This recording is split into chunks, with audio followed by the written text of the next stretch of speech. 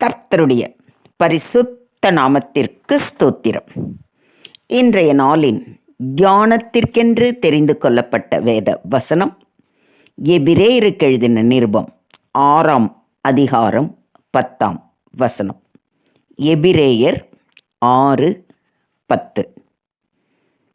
ஏனென்றால் உங்கள் கிரியையையும் நீங்கள் பரிசுத்தவான்களுக்கு ஊழியம் செய்ததினாலும் செய்து வருகிறதினாலும் தமது நாமத்திற்காக காண்பித்த அன்புள்ள பிரயாசத்தையும் மறந்து விடுகிறதற்கு தேவன் அநீதி உள்ளவர் அல்லவே. ஆமென். உங்கள் நண்பர்கள் யாருக்காவது அன்பாக உதவி செய்து அவரோ பதிலுக்கு நன்றி சொல்லாமல் இருந்த அனுபவம் உங்களுக்கு உண்டா? மனதார செய்த உதவியை யாராவது அலட்சியப்படுத்தும் போது மனதுக்கு மிகவும் வேதனையாக இருக்கும். அவர்கள் அதை சுத்தமாக மறந்து விடுவது அதைவிட கொடுமை. எப்பேற்பட்ட சூழ்நிலையில் நாம் அவர்களுக்கு உதவினோம், ஆனால் கொஞ்சம் கூட நன்றி விசுவாசமே இல்லாமல் நம்மை அலட்சியப்படுத்துகிறார்களே, இவர்களுக்கு போய் உதவினோமே என்று நம்மையே நொந்து கொள்ளுகிற அனுபவம் கூட உங்களில் சிலருக்கு ஏற்பட்டிருக்கலாம். ஆனால் நம்முடைய தேவாதி தேவனுக்கு நாம் முழு இருதயத்தோடு சேவை செய்யும் விஷயத்திலோ எவ்வளவு வித்தியாசம் பாருங்கள். அதைத்தான் இன்றைய தியான வசனம் நமக்கு போதிக்கிறது. அதாவது, நாம் செய்யும் நற்கிரியைகள் பரிசுத்தவான்களுக்கு, அதாவது தேவனுடைய பிள்ளைகளுக்கு செய்யும் சேவைகள் மற்றும் நாம் தொடர்ந்து கடைபிடித்து வரும் நற்கிரியைகளை தேவன் ஒருபோதும் மறக்க மாட்டார் என்று இன்றைய தியான வசனம் நமக்கு உறுதியளிக்கிறது. இன்றைய தியான வசனத்தின் முக்கிய கருத்து என்னவென்றால், தேவன் அநீதி உள்ளவர் அல்ல என்பதுதான். புரியுதுங்களா? அதாவது நம்முடைய தேவாதி தேவன் நீதியானவர், நீதியுள்ள நியாயாதிபதி, நீதியின் மேல் பிரியப்படுவார். அவர் நியாய பிரமாணிகர்.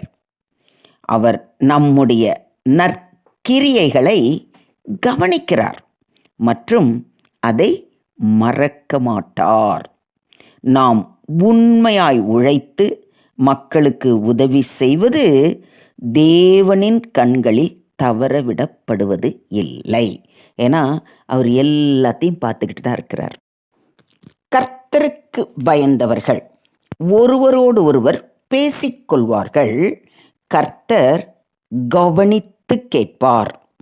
கர்த்தருக்கு பயந்தவர்களுக்காகவும் அவருடைய நாமத்தை தியானிக்கிறவர்களுக்காகவும் ஞாபக புஸ்தகம் ஒன்று அவருக்கு முன்பாக எழுதப்பட்டிருக்கிறது என்று மல்கியா தீர்க்கதரிசியின் புத்தகம் 3ஆம் அதிகாரம் 16ஆம் வசனத்தில் ரொம்ப தெளிவாக வாசிக்கிறோம்.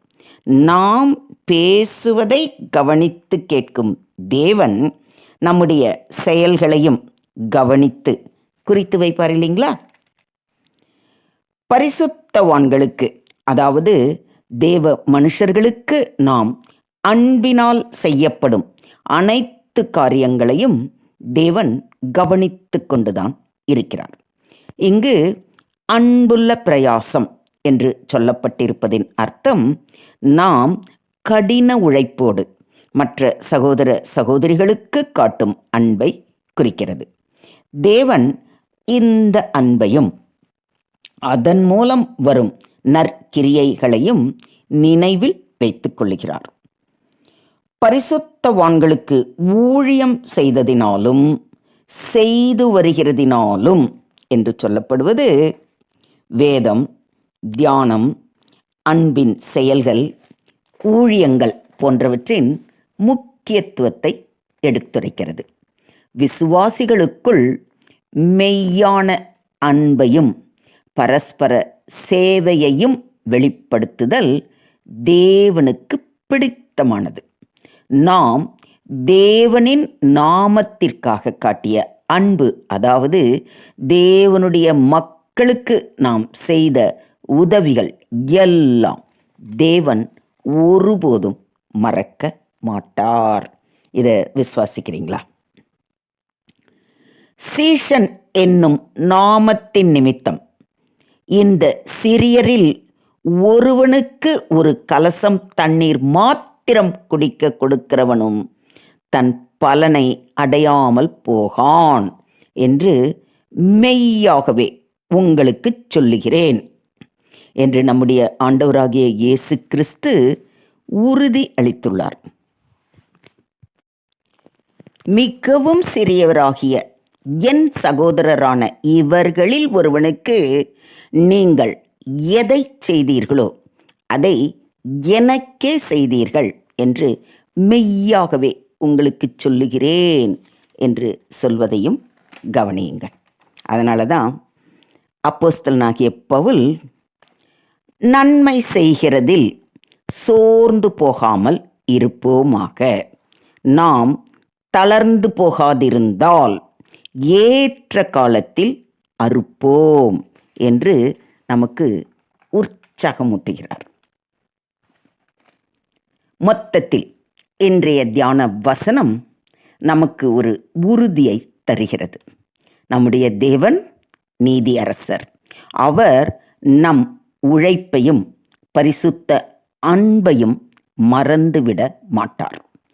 தேவனுடைய மக்களுக்கு நாம் செய்த அன்பும் சேவையும் காத்திருக்கும் நமக்கு அது பரிசாகவும் நன்மையாகவும் திரும்பும். இதை விசுவாசிக்கிறீங்களா? In essence, Hebrews 6:10 is a reminder that God is just and faithful. He acknowledges every act of love and service done in His name, and He will not forget the labor and sacrifices made for His people.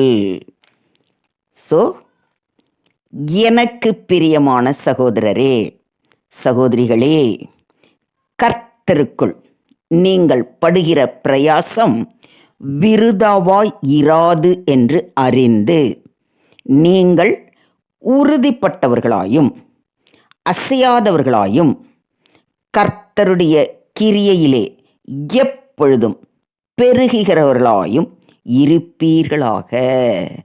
தேவன் தாமே உங்கள் ஒவ்வொருவரையும் ஆசீர்வதித்து உங்கள் நற்கிரியைகளுக்கு தக்க பலனை அளித்து ஆசீர்வதிப்பாராக. தேவனுக்கே மகிமை உண்டாவதாக. ஆமென், ஆமென், ஆமென்.